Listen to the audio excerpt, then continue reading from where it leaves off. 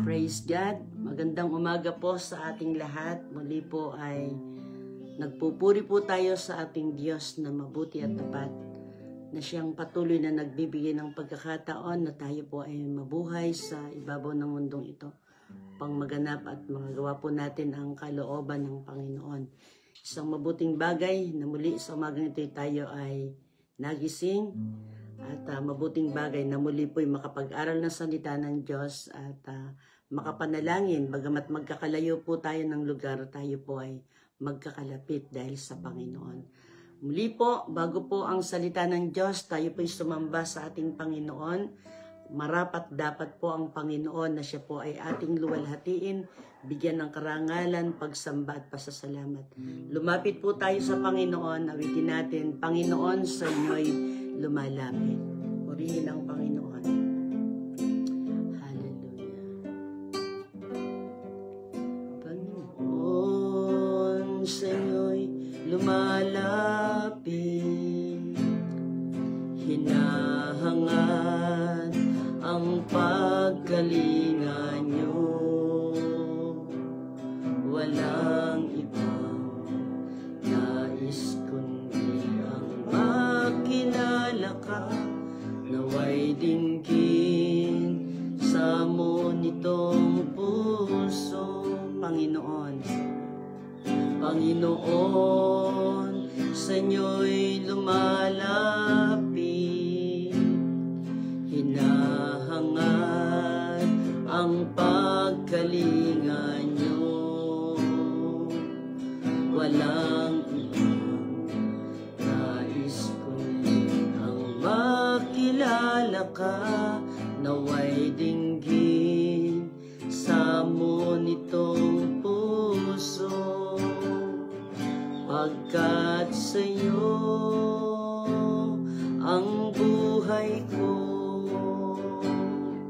nasa inyo kapayapaang hinahanap. Tanging sadya, Jesus ang kailangan sa puso ko, ikaw ay minsan pa, Panginoon, sa inyo. Panginoon, sa inyo'y lumalapit, hinahangad ang pagkalinga nyo. Walang ibang nais kundi ang makilala ka, naway dinggin sa mo nitong puso. Pagkat sa inyo ang buhay ko, nasa inyo kapayapaang hinahanap.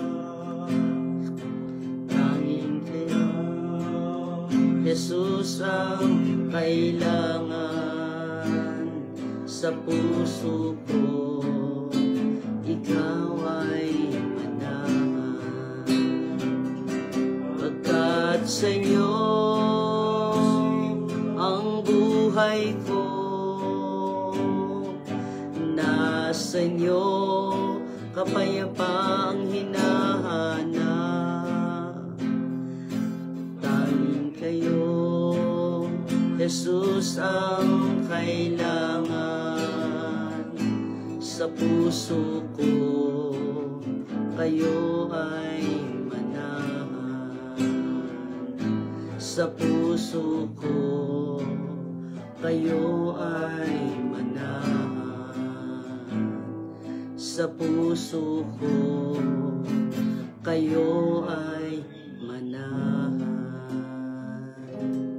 Purihin ang Panginoon. Salamat sa inyo, aming Diyos na mabuti at tapat. Salamat sa panibagong buhay, panibagong araw na ipinagkaloob po ninyo sa bawat isa sa amin.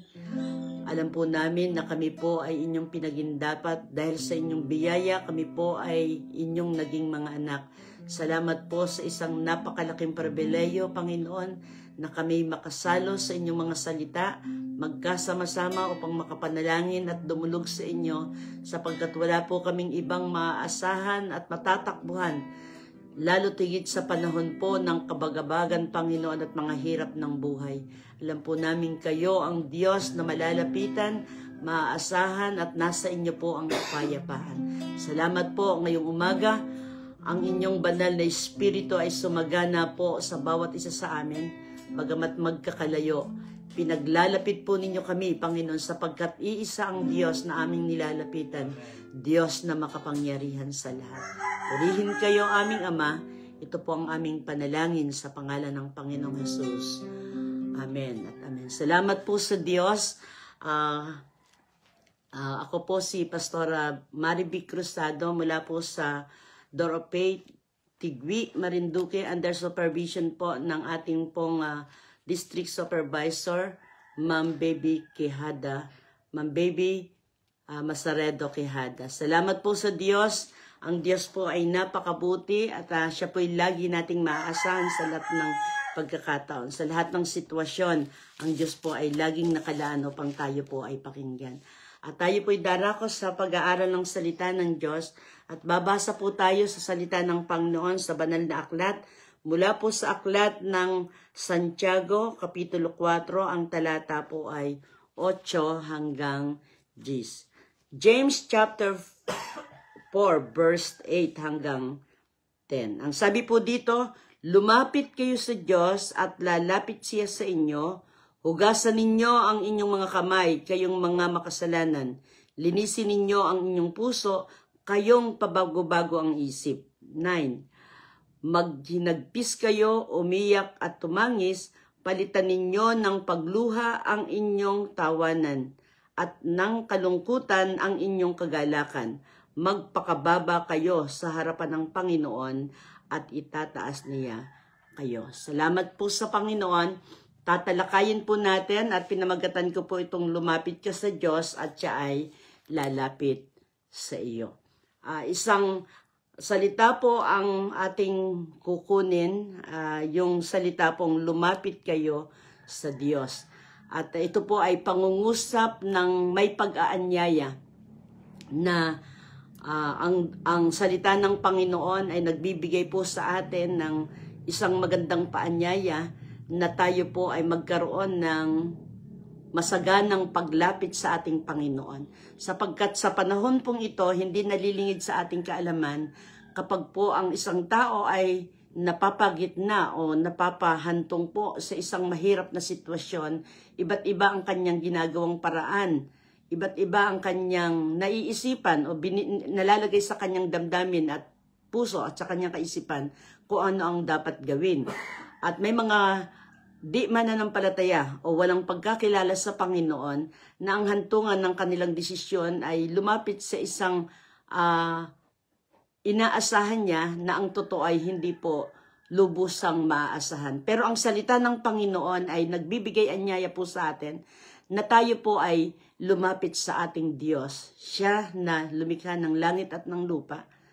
Walang bagay na mahirap sa Kanya.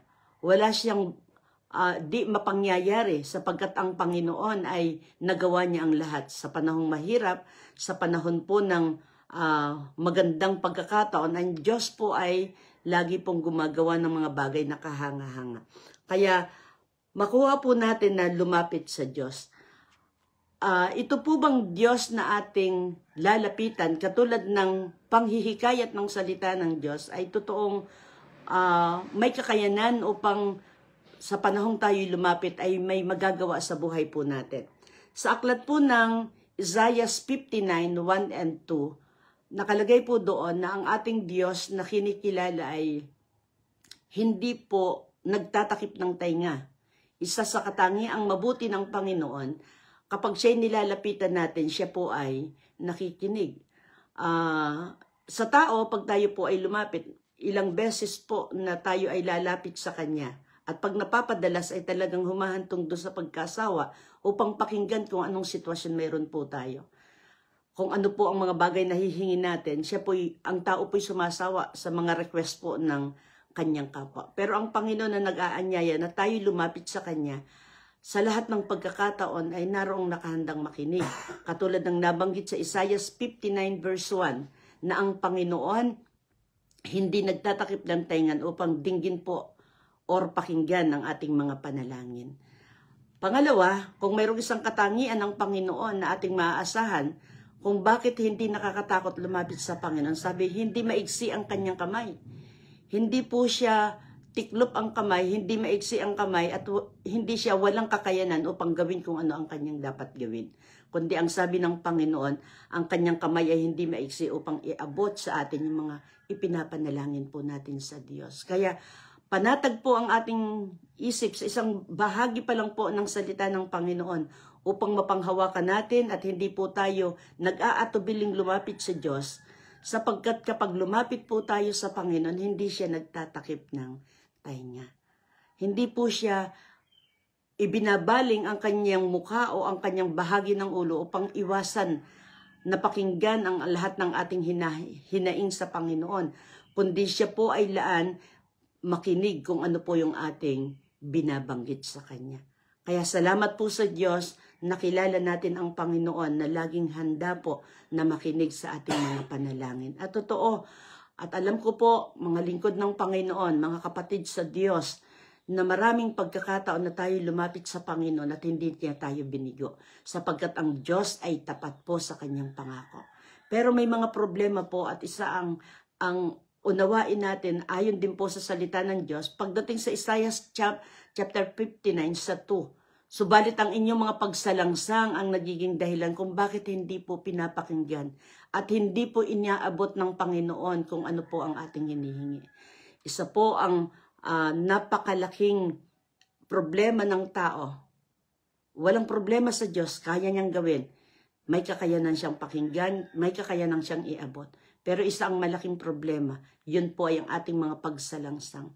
Oo mga kapatid, hindi lang po ito sa mga di mananampalataya, may mga pagkakataon, kahit po sa ating mga Kristiyano, may mga nagiging dahilan kung bakit hindi po tumutugon ang Panginoon. Pero isa ang katangian ng Diyos, may kakayanan siyang tumugon sa ating mga panalangin. Pero ang sabi doon sa Isaiah 59:2, ang inyong mga pagsalangsang, ang mga kasamaan, ang nagiging hadlang kung bakit hindi pakinggan ng Panginoon ang ating mga panalangin. Ngayon, ang Diyos po ay, sa mga katangian niya, siya po ay tunay na mayroong pong magagawa sa buhay po natin. Ang Panginoon, kahit hindi po tayo, may mga pagkakataon po, na ang totoo ay hindi natin pinagpipray, hindi nababanggit ng ating mga labi na hinihingi natin sa Diyos ang mga bagay na kailangan po natin. Hindi na natin nababanggit, pero namamalayan po natin na inaabot na po talaga ng Panginoon. Bakit po? Sapagkat ang Diyos po ay nakakaalam ng lahat ng bagay. Ang sabi nga po ng banal na kasulatan, hindi pa ibinubukan ng ating mga bibig ang ating mga panalangin. Siya po ay nakikinig na at alam na niya po yung kanyang gagawin. Sapagkat siya po ay makapangyarihan. Siya po ay Diyos na nakakaalam ng lahat at ng bagay. Kahit nasaan po tayo, katulad po ng ating kalagayan sa panahong ito, may mga kapatid po tayo o kayo na nariyaan na hindi ko alam ang inyong sitwasyon. Hindi ko po alam ang inyong pinagdaraanan. At maging ang aking mga pinagdaraanan, hindi rin po ninyo alam. Pero yung isang Diyos na ating nilalapitan, may kakayanang katagpuin po tayo sa iba't iba nating pangangailangan. Kaya salamat sa Diyos na mabuti, sa Diyos na dakila, sa Diyos na maaasahan sa lahat ng pagkakataon. Kaya dito po ay sa ating paglapit sa Panginoon, sabi ito, lumapit kayo sa Diyos at lalapit siya sa inyo. Isang mabuting bagay po na itong Diyos na ating nilalapitan, sa panang lumalapit tayo, hindi siya lumalayo. Bagkos mismong siya ay lumalapit po sa atin. Di po ba tayo sa pagiging tao po natin, nakakalungkot at tayo po'y nakakadama ng panghihinang loob kapag po yung ating nilalapitan ay lumalayo sa atin. Yamang inaasahan natin at alam natin sa puso't isip natin na yung nilapitan natin ay may magagawa sa atin. Pero ang tugon, kapag tayo lumalapit, lumalayo. Pero ang sabi ng ating binasa sa Santiago, sa paglapit natin sa Diyos, sa paglapit natin sa Panginoon, lumalapit ang Panginoon. Kaya isang mabuting bagay po yon na tayo sa panahon pong hirap na sa mga sitwasyon na pinagdaraanan natin, kapag tayo dumulog sa Panginoon, kahit nag-iisa po tayo, kahit po ikaw ay nasa ang lugar, kapag lumapit sa Panginoon, naroon ang Diyos na nakikinig. Tayo, sino-sino po ba yung mga dapat na lumapit sa Diyos? Sa aklat po ng Mateo chapter 11:28. Basahin nga po natin, sandali, bagamat ang salita ng Diyos na ito ay lagi nating nababasa, ang salita ng Diyos ay tunay na makapangyarihan at bawat araw ay mayroon po itong panibagong mensahe sa atin. 11:28 ng aklat ng Mateo. Sabi po dito, lumapit kayo sa akin kayong lahat na nahihirapan at lubhang nabibigatan sa inyong pasanin at kayo'y bibigyan ko ng kapahingahan. Tapat po ang Panginoon, pag sinabi niya, gagawin niya. Pero tayo pong mga tao, yung bahagi natin, madalas hindi po natin nagagawa. Sinabi ng Panginoon, lumapit tayo sa Kanya. Oo, nahihirapan na tayo, pero hindi po tayo lumalapit. At habang hindi tayo lumalapit, nagrereklamo tayo sa ating nararanasan, sa ating mga pinagdaraanan. Pero malinaw ang salita ng Diyos, lumapit kayo, kayong lahat na nahihirapan. Napakaginawa po nito na kapag tayo ay nahihirapan, lumapit sa Panginoon. At kapag po tayo ay lumapit sa Diyos at tumugon ang Panginoon, bibigyan niya tayo ng kapayapaan. At ano po ang ibinibigay niyang paraan upang makatanggap tayo ng kapayapaan? Yun po ay ang banal na Espiritu. May mga pagkakataon, kapag humingi po tayo ng mga material na bagay, oo, at nariyan na, saganang-sagana, kumpleto ang pagkain, mga bagay na material ay nandyan at saganang-sagana po tayo, sawa tayo sa mga material na bagay, mga pagkain. Pero ang tao po, walang kasapatan yan. Minsan nakakadama pa ng awa sa sarili, punong-puno na po ng pagkain ang kanyang rep. Naroon na ang lahat ng tinatawag na masasakyan niya, pero yung kapayapaan wala sa kanya. Kaya kung mayroon pong makapagbibigay ng kapayapaan sa atin, sa panahon ng paghihirap po natin at lubhang kabigatan, ay sa pamamagitan po ng kapayapaang dulot ng banal na Espiritu. Kapag nayan po yung banal na Espiritu, kaya nga po, pag puspos na puspos tayo at nayan po yung salita ng Diyos na nagbibigay comfort po sa atin, kahit minsan wala tayo ng mga bagay na kakainin, mga bagay na ating inaasan at inaasam ng mundong ito, puspos po tayo ng kapayapaan. Kaya nga po, yung mga hindi pa nakakakilala sa Panginoon, may paghanga sa mga mananampalataya. Bakit? Kahit walang pagkain, galak na galak. Ang isang pamilya na kahit walang kinakain, nararamdamang narong masaya sa loob ng tahanan. Pero kapag walang pananampalataya at pagtitiwala sa Panginoon at wala ang banal na Espiritu po sa kalagitnaan ng sinuman at bawat isa po sa atin, kapag wala yung banal na Espiritu, kahit masagana, nagkakagulo at walang kapayapaan. Bakit po? Sapagkat ang banal na Espiritu ang siyang kapunuan ng lahat. Kahit po sa anumang aspeto ng ating buhay, kapag ang Holy Spirit ang nayan, makakahayo tayo, makakalakad po tayo, mapupuntahan natin ang mga nangangailangan, bagamat wala po tayo ng ating mga pangangailangang material. Bakit? Sapagkat kung ano yung nasa atin, maibibigay po natin sa kanila. At yun yung kapangyarihan ng banal na Espiritu upang makayanan din po nila ang hindi nila makakayanan, na nakakayanan natin hindi sa ating sarili, kundi sa patnubay ng banal na Espiritu. Kaya isang mahalaga sa buhay ng mananampalataya na sa lahat ng sitwasyon ng kanyang buhay, kapag hirap na at kahit hindi pa po tayo nahihirapan, lumapit na talaga po tayo sa Panginoon. Sapagkat ang pangangailangan po natin ay hindi lamang ang mga bagay na ng mundong ito. Kaya ang Biblia ay nag-aakay sa atin, pakanasain po natin hindi ang mga bagay na lumilipas, hindi ang mga bagay na narito sa mundo, Ang pakanaisin natin ay ang mga makalangit na bagay. At yun po ay ang Panginoong Hesus at ang Banal na Espiritu. At sa takdang panahon, anuman po yung ating dinaranas, kapag tayo nasa piling ng Panginoon, lubos ang kapayapaan na nagmumula sa Diyos ang ating pong mararanasan. Purihin po ang Panginoon.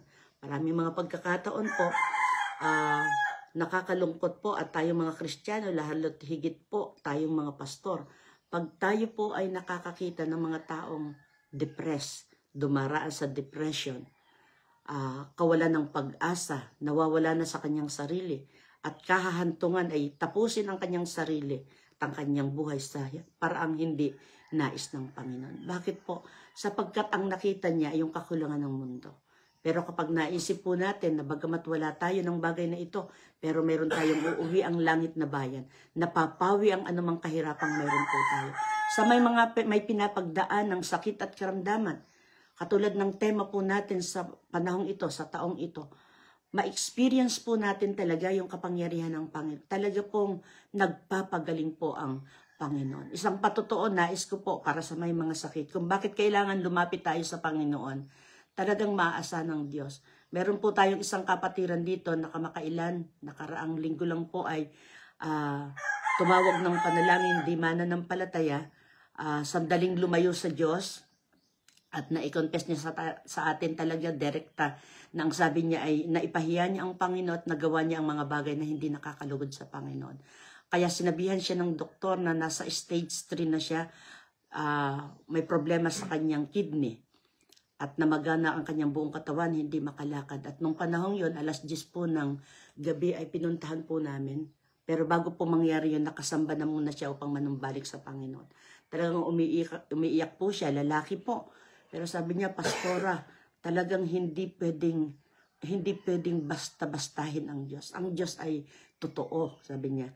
At nabigyan ko ng kahihiyan ang Panginoon, nag-inom ako at tumalikod ako sa Panginoon. Talagang totally hindi po na siya nagkaroon ng panahon sa pagsamba sa Panginoon. At nung siguro po mga mahigit ng isang buwan sumasamba, at sinabi na nga po ng doktor na ilipat na sa lugar po ng Lucena. Yung pong Lucena ay dito sa amin ay tawid dagat na po yon dahil mahirap na ang sitwasyon. Pagdating po ng Maynila, nilaboratory siya at hindi maintindihan po ng doktor kung ano po. Sinabi ng doktor dito sa Marinduque na may sakit sa puso, ginapit ng sakit sa puso. Pero diniklara ng mga doktor na nasa luwas na walang sakit sa puso, wala ding tama ang kanyang bato. At pero bago po yung umalis na kami manalangin, nabanggit niya, Pastora, kung ilampas ako ng Panginoon sa sitwasyon kong ito at ibalik ako ng buhay, wala na akong gagawin kundi paglingkuran ang Panginoon. At saka huling remedyo ko na po talaga ay ang lumapit sa Panginoon. Kaya nag-pray po tayo at financially kulang din po sila. At tayo nakaalalay sa panalangin, walang maiabot na ano paman, pero ang panalangin habang sila lumalakad at kasalukuyang nasa hospital ay gano'n na lang po ang paglapit natin sa Panginoon. Sa madaling salita, nasabi po siya na walang problema at sabi po wala na talaga at hindi na gumagana ang kanyang kidney. At nung nasa private hospital na po siya, sinabing walang problema ang kanyang kidney, hindi maintindihan ng doktor kung bakit gano'n ang nangyayari. Pero ang naipayo ko po sa ating mga kapatid na yun, wag nang mag-question doon sa nagsabing may problema sa bato, niloob lang yan ng Panginoon. O maaring totoong may sakit siya sa bato, pero tayo nanalangin at paniwalaan natin, ang Diyos ay tumutugon at gumagawa talaga ng mahihirap na bagay para sa atin, pero sa Kanya ay madali lamang. Kaya diniklara ng doktor, walang problema sa puso, walang problema sa kanyang kidney. At isa lang po ang ginawa sa kanya, nagkaroon po ng tubig ang kanyang baga at madali naman pong nagawa. At dumating yung panahon na gamot po siya sa lugar po ng Lucena. At bumutog ang kanilang bill. Umabot na kulang-kulang pong 250,000. At yung ating mga kapatid na yun ay walang hanap buhay, walang pagkukunan. Pero nakita po natin ang kamay ng Panginoon. May ginamit ang Diyos, may nagbigay ng 150,000, may nagbigay po ng 30,000 para po sa kanyang doctor's fee. At umuwi po sila dito na naroon ang katagumpayan. At nung linggo po nakasama natin, nakita natin malakas. Hindi po siya yung magaong hitsurang walang pag-asa, kundi nakita niya ang kamay talaga ng Panginoon ay naroroon. Kaya mga kapatid, huwag po tayong panghinaang laging lumapit sa Panginoon. Wala pang sakit, lumapit na tayo sa mahabaging trono ng Panginoon. Maring hindi po sakit ang ating mahirap na sitwasyon. Maring hindi kawalan ng material na bagay o pinansyal. Maring ang problema natin ay sa bahaging emosyon. Pero ang Diyos ay tumutulong sa lahat ng bahagi ng ating pangangalat. Maasahan po ang Panginoon. Lalo tigit yung ating mga problema sa puso.